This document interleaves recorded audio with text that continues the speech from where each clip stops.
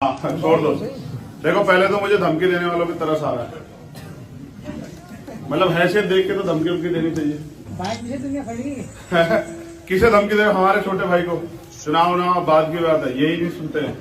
तो उनसे कहना चाहते हैं भाई चुनाव उनाव लड़ो, चुनाव अपनी जगह है, परिवार अपनी जगह है, आंख भी मत उठा के देख लेना तो नुकसान हो जाएगा।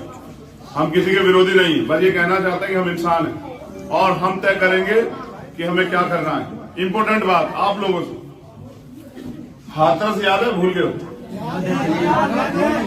मुझे छोड़ दो, याद करो हाथरस और याद करो आगरा, अरुण, याद करो हिसार। 12 दिन तक डेड बॉडी पड़ी रही हमारी, और ये भाजपा के लोग हंस रहे थे हमारे लोगों के ऊपर, और रात को 2:30 बजे हमारी बहन को जलाते हैं कचरे की तरह, और उसके चरित्र पे बैठ के टीवी पे टिप्पणियां करवाते हैं। मैं बस आपसे ये कह रहा हूं, कभी उस व्यक्ति को ताकत मत देना जिस व्यक्ति के हाथ में ताकत आने के बाद हमारे लोगों को ये जुल्म जाती सहनी पड़े। चुनाव अपनी जगह, लेकिन ये दर्द आपसे इसलिए कहना था ना यार। मेरे आज भी याद है, मैं और हिमांशु दोनों, जब हिमांशु दिल्ली वाले हमारे हिमांशु वाले जब गिरफ्तार हो गए, तो जब हमें छोड़ने गया तो हमने उनसे पूछा कि बिटिया कहाँ है, तो एक एसएचओ था हमारे कान में चुपचाप बोला कि रात जला दिया।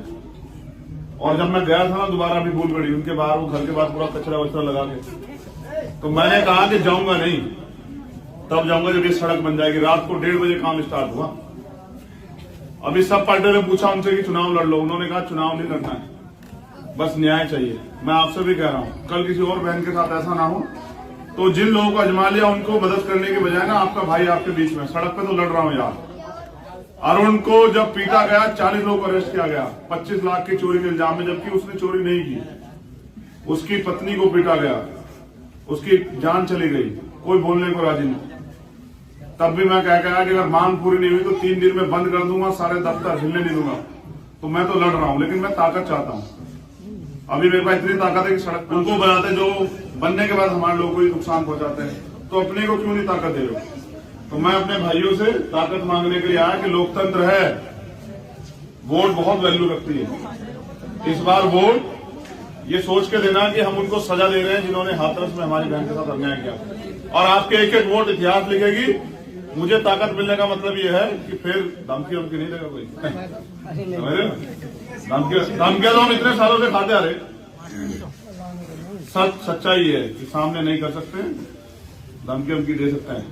तो उनको भी कह रहा हूं कि वो भी इंसान है, राजनीतिक चक्कर में इतना ना गिरे कि कल सामना ना कर पाए। यही रहना पड़ेगा आगे राजनीति हमारे साथ। दलितों को धमकी दे देंगे, बताओ, समझ रहे हो? यही बनाते हैं। इनको धमकी देने का मतलब है राजनीतिक विरासत खत्म कर देना, राजनीति खत्म करवा लेना।